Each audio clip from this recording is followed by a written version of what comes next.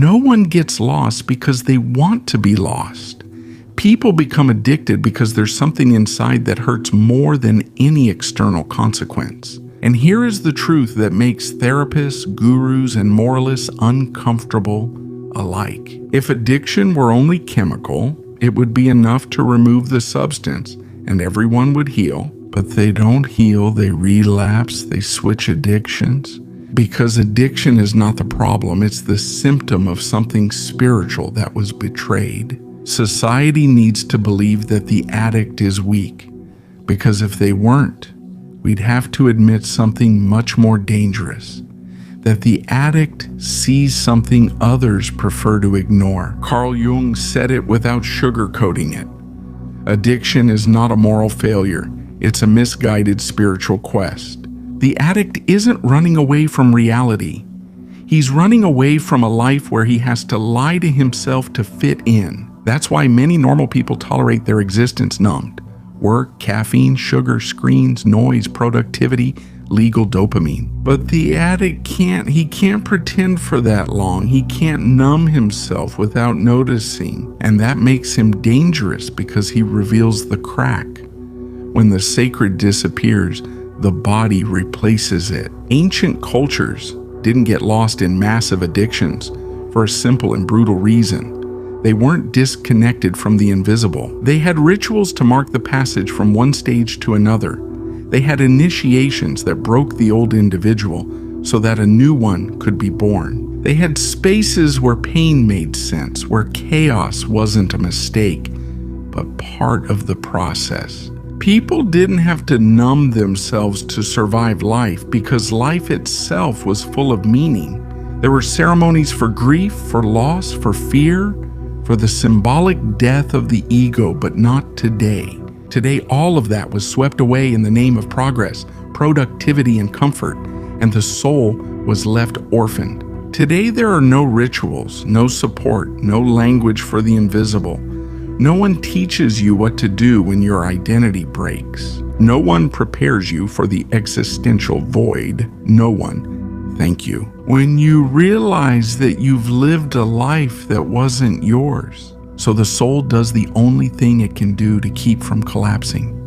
It looks for substitutes. It looks for the sacred wherever it can find it, even if it's distorted, even if it's toxic, in a substance that shuts off the mind, or in a high that suspends the self, in a compulsion that takes you out of yourself for a few minutes, not because you're weak, not because you're stupid, but because you're desperate for an experience of unity in a fragmented world. Addiction is not pleasure. It's a failed ritual. It's the lonely and dangerous attempt to force what used to happen in a guided and collective way, a rupture of the ego, an inner silence, a sense of wholeness.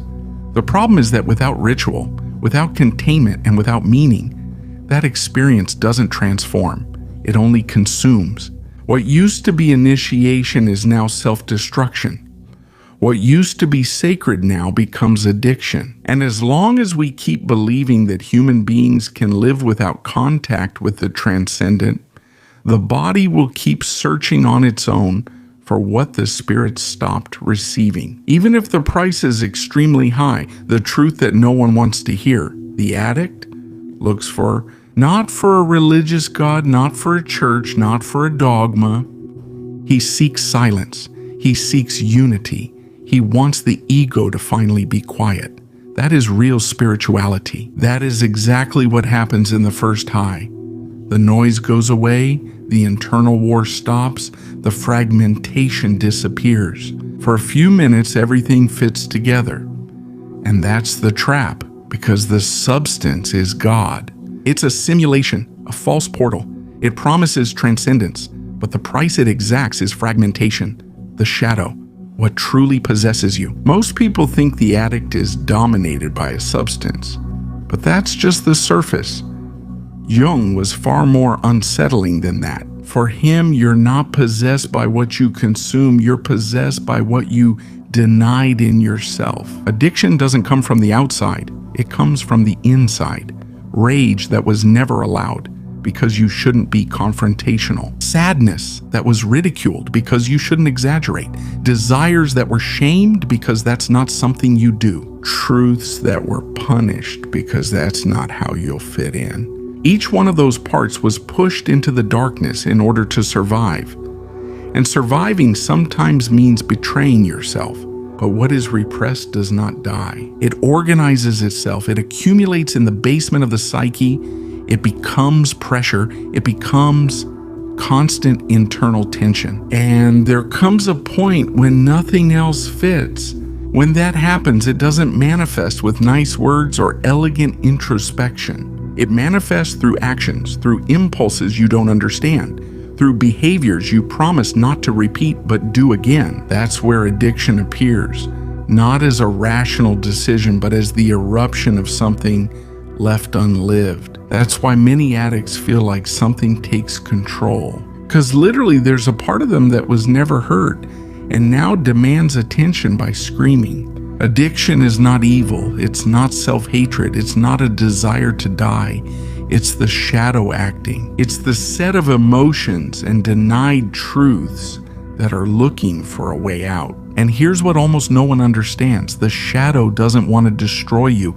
It wants to be integrated. It wants you to look at what you avoided, to feel what you numbed, to recognize the truth you forced yourself to forget in order to be accepted. When you don't listen to it, it becomes violent. When you face it, it becomes a guide. And that's why addiction is the soul saying, if you don't listen to me in silence, if you don't look at me honestly, then I force you to stop, even if I have to break you first, not to punish you, but to return you to yourself. Because hitting rock bottom is not a failure, it's an initiation. Here comes a truth that makes us uncomfortable because it breaks a very cherished fantasy, the idea that falling is failing. Hitting rock bottom isn't losing everything. It's losing the lie that was keeping you standing. It's that exact moment when it no longer works. When the identity you built to fit in runs out of energy, when the mask breaks and there's nothing left to hold on to, not for others, not for yourself. That moment has been portrayed many times, even in movies, but almost no one understood the full message. In Fight Club, the protagonist doesn't wake up when he wins. He wakes up when he loses everything. When he loses his job, his identity, his control, his image, when he has nothing left to defend. That's when the transformation begins. Not because chaos is the solution, but because the false identity doesn't survive the collapse. Jung saw that moment as a symbolic death, not of the body, but of the constructed self, the functional, proper, productive, but empty character. All deep spiritual traditions speak of this descent, the dark night of the soul, the descent to the underworld, the inner chaos that precedes rebirth. There is no awakening without prior disintegration. Nothing authentic is born without something false dying first. And here is what is truly dangerous. It's not hitting rock bottom, it's never hitting it at all. Staying suspended for years in a half-lived life, functional, medicated, distracted, socially acceptable, but internally disconnected. That does destroy the soul, it just does it in silence. Rock bottom is sacred because it forces you to choose. Either you keep holding on to the fiction, or you surrender to the truth. And that surrender isn't to a system, or to a substance, or to an ideology. It's a surrender to naked reality, to the pain you avoided, to the life you didn't live, to the truth you always knew but never dared to face. That's why hitting rock bottom isn't the end of the story, it's the threshold. Not comfortable, not romantic, but real. And only from there can you build a life that isn't based on a lie. Addiction doesn't want to kill you. It wants you to wake up. The common narrative says that addiction is a slow suicidal impulse, but that's a superficial reading. Addiction isn't born from the desire to die. It's born from a desperate desire to stop living in internal conflict. The addict isn't looking for the high. That's the myth repeated by those who've never been there. They're searching for the silence that comes after. That second when the mind goes quiet, when the pressure drops, when the feeling of having to be someone disappears. He doesn't want pleasure. He wants existential rest. He wants the constant demands to turn off, for the persona to take a break, for the self to stop holding everything together by force. He's exhausted from pretending he can do it, from adapting to a life that doesn't feel like his own, from surviving on autopilot while something inside withers away. And here comes the uncomfortable twist that nobody wants to accept. Many people who consider themselves healthy are more disconnected from themselves than the addict, because they managed to do it without breaking, because they learned to function without feeling, because they traded truth for stability. The addict, on the other hand, can't keep up the charade for so long. His body collapses, his psyche protests, his soul rebels. And that, even though it seems like destruction, is a brutal form of honesty. At least he knows that something is not right. At least he doesn't confuse adaptation with fulfillment. At least his thank you isn't disguised as success. Addiction doesn't want to kill you. It wants to stop you. It wants to force you to listen to what you've ignored for years. It wants you to look at the life you're living and ask yourself the question you've avoided for too long. Is this really mine? When there's no space for that question, the body creates one, even if it's through chaos. Pause for a second. Breathe. If any of this hurt you, not offended you, but hurt you, leave a comment. This wasn't. The video I wanted was the one I needed. Getting here is no coincidence. Why does willpower almost always fail? Willpower is the most overrated resource when we talk about addiction. It's sold as the ultimate solution, but it almost never is. Willpower only works when there is internal coherence, when what you do, what you feel, and what you need are aligned. When they're not, willpower doesn't heal, it represses. And repression doesn't eliminate the urge, it pushes it down. There it stays, waiting, building up pressure. That's why what is repressed always comes back, and when it comes back, it doesn't do so gently.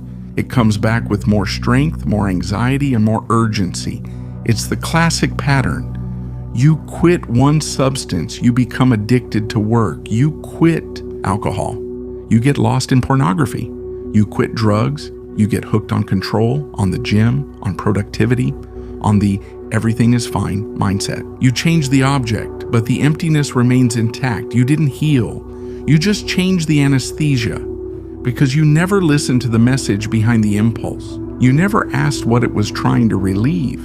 You never looked at what part of you was asking for attention. Here's something practical, something almost no one does.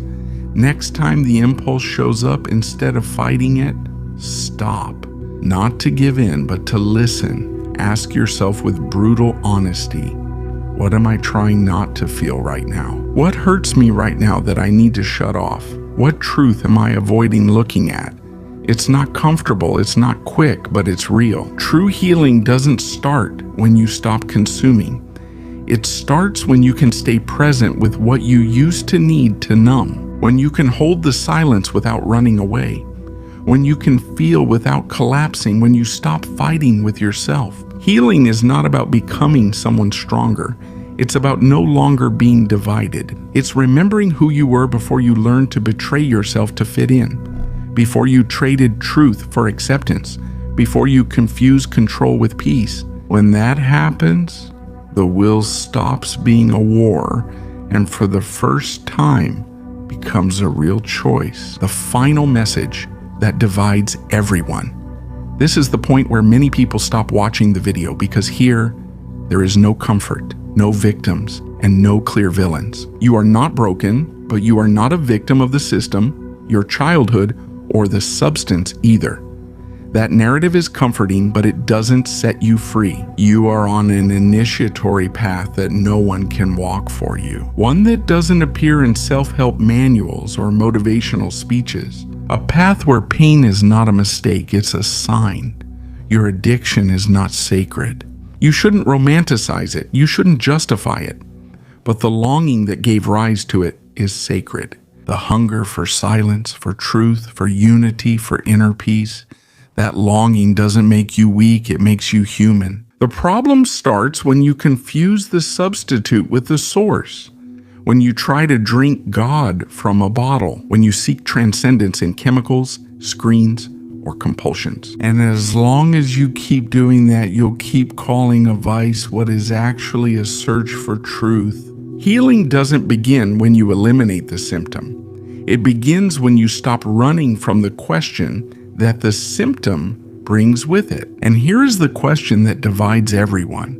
Do you dare to stop numbing yourself? Do you dare to stay in silence without distractions, without excuses, without noise? Because in that silence, there are no guarantees, no quick promises, no formulas. There is only your soul waiting for you to finally listen to it. The question isn't whether you will heal, that's the easy part. Escuches. La pregunta no es si vas a sanar. Eso es lo fácil de preguntar. The real question is whether you are willing to stay long enough with the discomfort, with the emptiness, with the unadorned truth, to discover that what you've been chasing outside for years was never lost. It was just waiting for you to stop running. There are two types of people who make it this far, those who feel something and those who do something about it. The next video is the dividing line. If you don't watch it, all of this remains just a good idea. If you go in, the change begins. The decision is on the screen.